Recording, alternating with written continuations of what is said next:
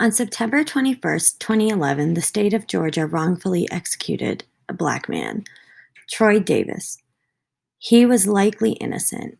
In 1991, he was accused of shooting a police officer. In the parking lot the night of the incident, there were two men, Davis and Red Coles. Coles had admitted to carrying the same type of gun later that killed the officer. However, he was not immediately suspected. Only Davis was. During the trial, many witnesses also recanted their statements and later admitted to being coerced by the police to testify against Davis. Many people, including President Jimmy Carter, Archbishop Desmond Tutu, Pope Benedict XVI, 51 members of Congress, and the director of the FBI at the time, William S. Sessions, spoke out against the wrongful execution. There were more than 250 rallies, teach-ins, and sigils in the protest of the execution. Many believe that he was not given a fair trial and executed because he was a black man. However, the state of Georgia decided to execute him anyways. His last words were apologies to the officer's family and a request that they look for the truth. As many can see in this case and others, the death penalty is unjust since innocent people are killed. And the death penalty is racist. 1 out of every 9 death penalty cases are eventually found to be wrongfully convicted. This means that people have been wrongfully killed by our own government. It's essentially murder. The system is unjust and has failed them, and therefore the system needs to change. On top of this, only 13% of our country is black, yet 43% of the people on death row are black. The disparity is not just a coincidence. Since the existence of slavery in the United States, Black Americans have always been treated as second class. Today, we see that the treatment is reflected in the disproportionate amount of Black people on death row. The criminal justice system is inherently racist, and this is reflected in the application of the death penalty as a punishment. To this day, some deny the existence of racism in the way that the death penalty is applied. But however, to many, it's obvious and it needs to be stopped. The death penalty, like pretty much every other aspect of the American justice system, disproportionately targets people of color. As a sort of end of the line, literally speaking, it serves as a reminder that our government can still end people's lives. African Americans account for 12% of the American population, yet they are 43% of total executions, and currently over 50% of those awaiting to be executed. On top of these shocking numbers, for every 9 people sentenced to death, 1 person is exonerated. This means that the system finds out they got proof of killing people wrong 11% of the time. But what about when they never figure out that they were wrong? There can't be a statistic for this because we will never know, which is why it is wrong to kill people in the first place, especially when those people are significantly disproportionately African American. The history of the death penalty in our country has been here since the Constitution was written. The practices of capital punishment were brought over from England, with the first being in Jamestown, 1608.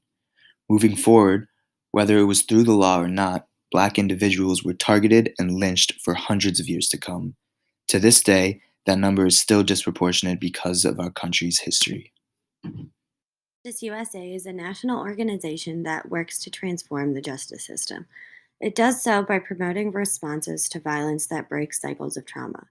Their work is not just limited to criminal justice, but they also work on things such as public health and racial justice, which promotes racial equity and retribution as it tends to the needs of survivors and builds community.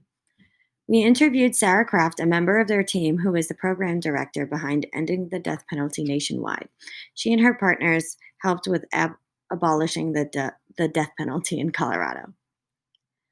The death penalty has been abolished in 9 states, including Colorado, with the help of Equal Justice USA. They have also launched the nation's only Conservatives Against the Death Penalty group.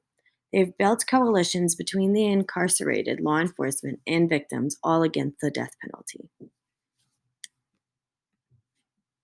Sarah Kraft from Equal Justice USA, she spoke about the hardships she faced while attempting to get the death penalty bill passed. She said that one of the hardships was trying to accumulate support from both sides of the aisle in Congress. Many Republicans did not support the bill. However, one of the bill's sponsors, Republican State Senator Jack Tate, helped garner sufficient support from the Republicans. Another obstacle that she faced while the bill was being debated in Congress was the story of a congresswoman who had remained anonymous that was the mother of a homicide victim. The convicted perpetrator was on death row in Colorado, and according to Kraft, her story was a large reason why some opposed abolishing the death penalty bill. However, Kraft worked extremely hard in building a partnership between convicted felons and the families of victims of violent crimes. She helped them communicate with each other, and eventually, many families who once supported death row opposed it. Both spoke in favor of the abolition of the death penalty, who talked about how the death penalty does not allow them proper closure after the death of a loved one, as execution is an extremely long process. Sarah described that the entire room was moved after they spoke and that she was very proud to have brought them together. The death penalty in Colorado was then outlawed, and she, as well as many others, was filled with joy. Equal Justice USA also provides healing justice by raising money for many grassroots organizations whose goals include supporting crime survivors. In doing so, they've also organized a White House roundtable focused on trauma, race, and violence, which has opened up the conversation about criminal justice, trauma, and race. They've hosted national conventions that included conversations between crime survivors, the formerly incarcerated, and law enforcement. This helped in bridging the divide between the three. They also advocate for trauma enforced policing. They've designed a training program for police officers that helps them better understand the trauma associated with encounters with the police, especially for Black Americans. This program has trained over 500 police officers in Newark. Since the reinstatement of capital punishment in 1976, there has been over 1,500 people put to death. There is no way to tell whether most of these men are innocent now or not because defense attorneys move on to new cases where they can actually keep someone alive. In 1989, a man named Carlos de Luna was charged with killing a store clerk and was therefore executed. In 2006, the case was revisited, and it was found that it was actually another man, Carlos Hernandez, who had a history with crime and actually confessed to the murder.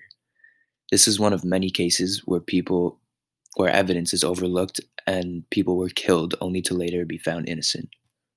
Reuben Cantu, Larry Griffin, Joseph Odell, David Spence, Leo Jones, Gary Graham, Claude Jones, Cameron Willingham, Sedley Alley, Troy Davis, Lester Bauer, Brian Terrell, Richard Masseron, Robert Pruitt, Carlos Michael Gray, Dominic Ray, Larry Swearingham are all names of individuals found innocent after they were executed by our government. I say all of their names to help remember their stories and so the message and immoral doings of our government are not forgotten. In order to move forward, we need to look at our history and learn from it. At the moment, it does not seem like our country is doing that.